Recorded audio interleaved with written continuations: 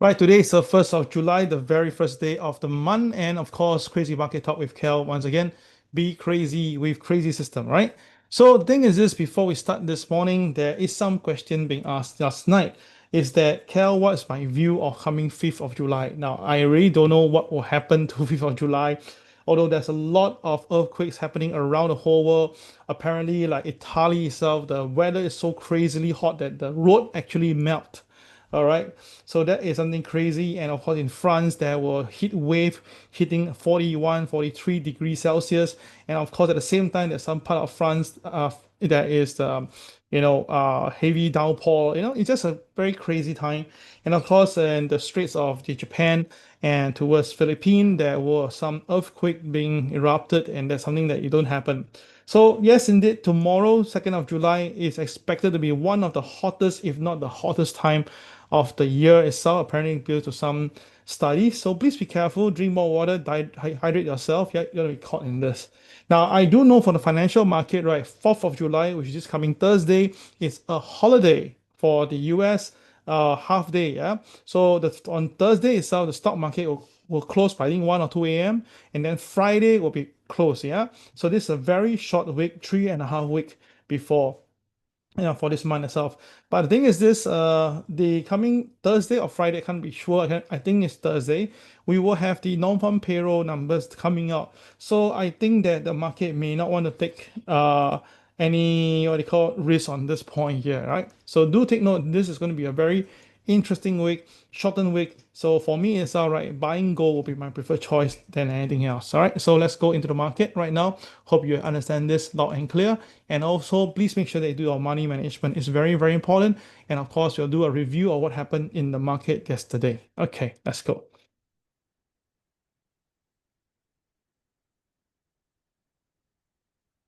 Okay, so let me just get my thing up.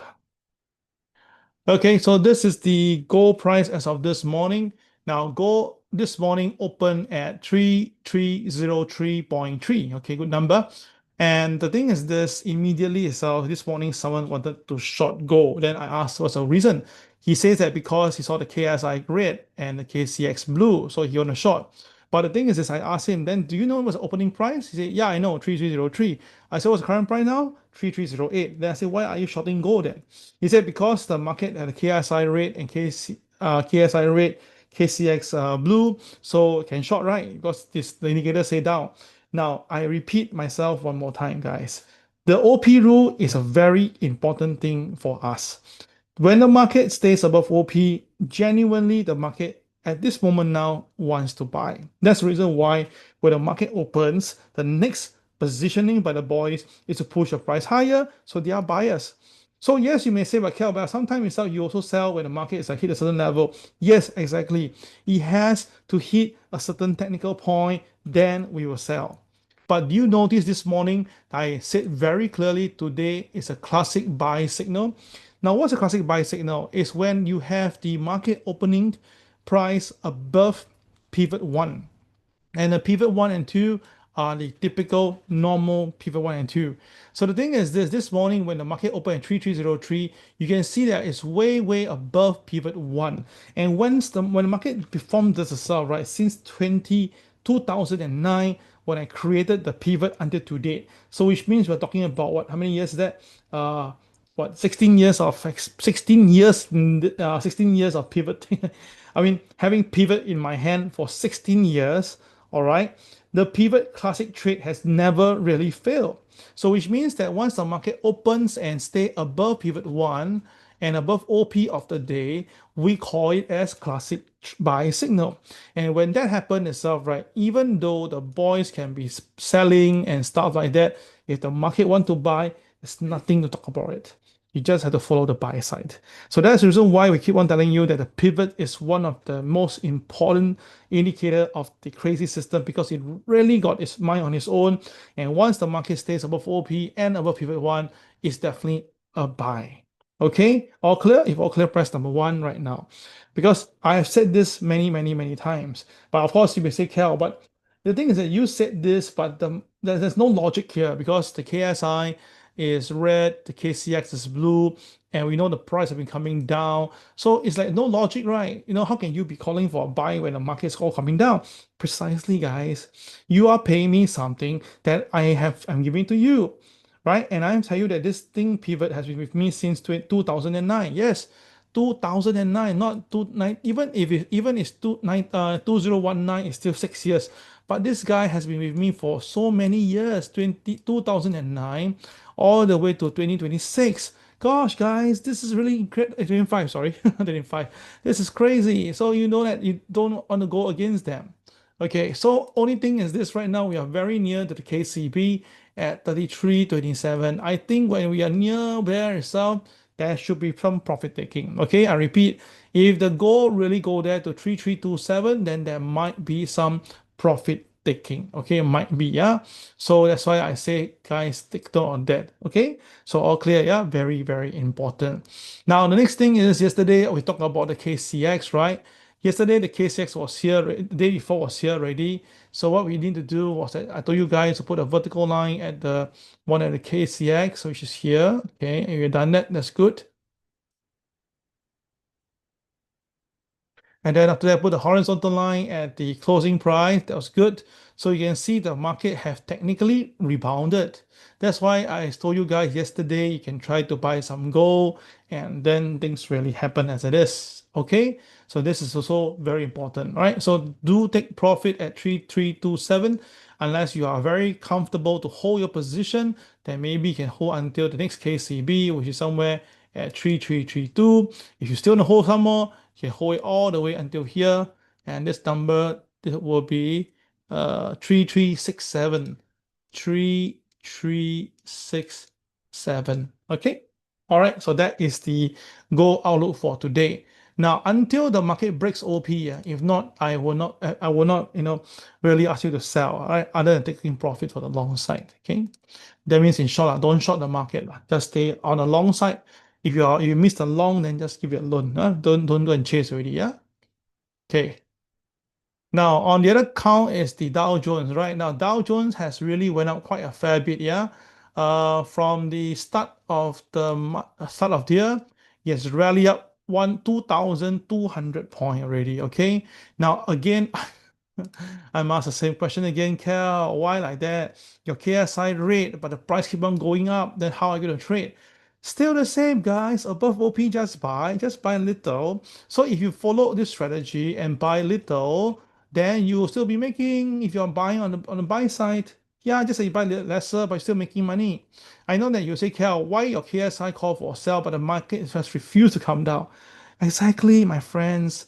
All right, that means telling you that my system itself is not like the of God sent indicator whereby I call for sell, the market will come down. If I had that indicator, you think it costs you $6 per month? Cannot be, right? Now the thing is this, I'm just telling you that now we can see the market is trying to march up while the boys are still selling. Okay. So the thing is this, you're supposed to be doing the buying, but just buy lesser and take profit along the way. That's all. So today opening price is 44,036. And if you trust the system itself, you are a buyer, then when you see profit, just take profit along the way. Every KTR you take profit. That will be good enough. If you really adamantly want to short the market, then you have to wait for it to go below OP and below pivot 1, pivot 2. Now today's OP is 44,036, right? So which means that once the market pulls below 44,100, this is the first signal already. That means that now the market now is above pivot 2, right? So if the market later on do break below pivot 2, that means there's some form of resistance in the market. Then yes, you can consider to take a sell position. Okay, a sell position if you want to. But the best thing to do is for you to break below OP first, then you sell. Break below OP, then you sell. That will be the best thing to happen. Okay. All right. So please understand this very important thing that you need to know. Yeah. So if not just, if you're not comfortable in buying. Now, personally, someone asked me this morning, Kel, will you be buying the Dow Jones today? I said that, well, I'm not that comfortable to buy because first of all, the opening price is already below pivot 2, right? That's the first thing first. So I'd rather wait for the market to touch pivot 2, which I have traded, and I'll see whether does it get rejected at pivot 2. So once you get rejected at pivot 2, maybe I'll do a small sell position and see how it goes. Then of course, if it climbs back above pivot 2, I'll just cut my losses. Yeah. So I repeat, this is how I'll do it. So this is pivot. Okay, sorry. So this is pivot 2 right now, right? Okay, so the market opens here. Now you travel into pivot 2, right? Okay, so now the thing is this, I'm not comfortable to buy. So if the market do break here, meaning goes below pivot 2, I will sell small, okay? Sell small, and I will observe the market. If the market rebound, go up, right, then I'll cut my losses. I mean, I just cut my loss when it goes above it. But of course, keep some buffer, like 20 points, 30 points buffer. A number that you are willing to lose. Yeah. Then after that, if the market really do come down and break OP, then I will sell bigger. Why? Because it's below OP already, right? And then it's being resisted by the pivot 2, right? And then the KSI is red, right? Okay, then I will sell big. All clear? If all clear, press number 2 right now.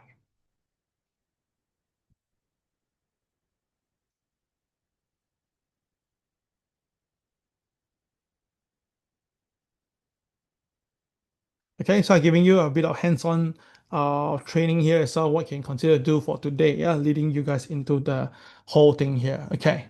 All right, so upside wise, how high can it go? Well, you can see if they continue to go higher, it can go all the way to the pivot 1 at 44,437. Okay, that's about 300 points from where we are right now. If the market stays below pivot 2, then the selling will bring on to MLP first, which is pretty nearby. So the next one will be KCB here. The KCB here, let me bring it into you. The KCB here, okay, is actually at 43,451. Okay, so this one is 43,451. Okay, so that is the KCB here. So, all right. So guys, so take note of the numbers here and see whether you which side can take on the market. Yeah. Now the thing is this back in that's 4th of July, right?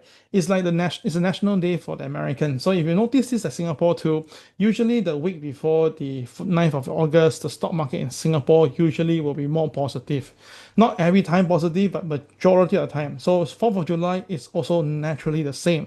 So the thing is this, if you ask me to speculate right now, maybe like I just say maybe, maybe today there's some profit taking, then second some profit taking, then third and 4th of July or third itself, they just buy it up again all the way to celebrate the 4th of July holiday. So yeah, so it's something along that direction here. Okay, so let's see whether I'm correct or not. Okay, so of course they may just buy all the way up. So until this Wednesday, it's all possible. Yeah.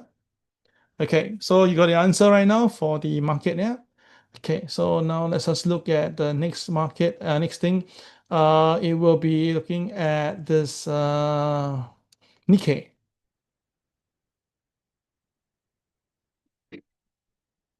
Okay, hold on, switch them up. Okay, you can see that today Nikkei is already showing some weakness at the moment. This morning Nikkei open at 40,227, and this morning opening price already below pivot 2, which is the same thing, but instead of going up, right, this Nikkei dropped already. It dropped below the opening price and now trading at 40,000 itself. So I'm quite confident to tell you that I think everybody's kind of worried right now, and then definitely some tourism is being affected because of this 5th of July prediction. So I think that the Nikkei to come down to 39,794 is very possible, which means that now the Nikkei is here, right? So now the Dow is on top, right? So if let's say the Dow later take profit, right, definitely it will affect the Nikkei, and Nikkei will likely be falling towards there. Now, what could go drastic is that if the market really want to sell, the market may sell until 38,954. It's also very, very possible. Why? Because fear, everybody get worried, and there is a 4 diamond here, which means that by right, you put a closing price here. So once the market breaks below the KCB at 39794, it goes down and break this line, and this is where it usually gets selling, right? So look out for this. If the market really turns from yellow to red, going below the line that has a diamond, then the selling could be really drastic. Yeah. So take note of that. Now, at the moment now, the boys are still buying, the retails are still buying, so there's no concern at this moment right now. Okay, but then again, traders, just do your part. Now, again, I repeat, whether or not this happened, I leave it alone, but just a little bit extra stuff. According to some Chinese metaphysics itself, right, this fifth 6, 7 are no good days. That means that they are all bump with this what they call natural potential calamity like sun, like the heat and the water. So this all I have read it from some Taiwan news channel. So just that the thing may not hit on the fifth exactly, maybe on the sixth or seventh, we don't know. But at least next these few days, the China's weather physics says that the weather, the feng shui is not very good. Yeah. Okay, just let you know. Yeah. Just sharing out loud here. Okay, so that is the Nikkei for you for consideration. And then of course the next thing I want to share with you will be the euro. Okay, let's take a look at the euro currency right now. Now, the euro currency has continued to go up yesterday. Euro went up all the way to 1.1788. This morning went even higher. It touched the 1.18 level and then pull back. Now, why the pullback there? Because we have the pivot 2 now holding it strongly. So if the market loses pivot 2, it may come back down to take some profit at 1.1729 area. Okay, so it's possible to see that, yeah. So of course, the thing is that we all know that the dollar is also the one that is making the move. Let me bring the dollar in now. Let me just press my dollar. The dollar itself yesterday has continued to fall, and I also tell you that the dollar has traded lower. Okay, wait a minute. It's not coming out. Okay, here we go. The dollar yesterday continued to fall. It said dollar breaks below 96, so that 97. So I told you guys that the dollar will see 96.50, and really this morning we saw 96.59, and that's one reason why the gold went up, because the dollar depreciate in value that causes the gold to go up. Yeah. So again, this is what the important of macro picture is. If you know all this macro picture, you know why you're buying gold. You know that where the gold should be bottoming. You know that exactly where we're heading and stuff like that. Okay. So the dollar continue to fall. I think that we may even reach to see 96.44 later. And when that all happens itself, right, this is going to be interesting because a lowering dollar is not a good sign for the economy in the long haul. It's never been good, yeah. And let's take a look here. So let's check the yield and stuff like that this morning. A bit busy here.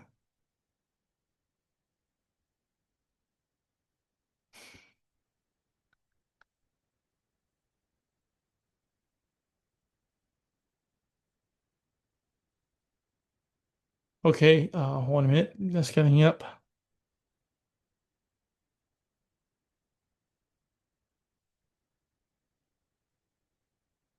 Okay, you can see that the government yield continued to fall. It's at 4.2%. So market is really expecting the Federal Reserve to cut interest rate in July, and that's why you can see that the yield start to fall further. So does it mean that the bond price has went up? Let's take a look. So by right, the bond price should have went up. Yeah, by right. Yeah, let's take a look at the bond. Yeah, indeed, the bond price went up. You can see that staying on. So is it because now everybody is having confidence in the thing itself? No, because that means that basically there are some people on the side buying into the bond market. So who is going to be the one buying? Then naturally, if it's not with the dollar coming down, it doesn't make sense for the foreigners to be buying. So that means in-house somebody is buying in-house. Yeah. So who are they?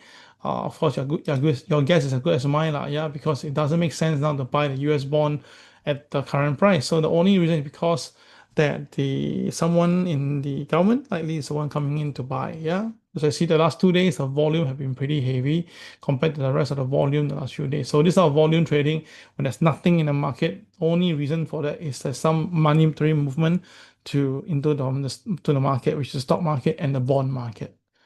Okay. All right, guys. So that will be all for this morning session. We'll come back in about 2-3 minutes to do the revision for yesterday's market. All right. Thank you very much.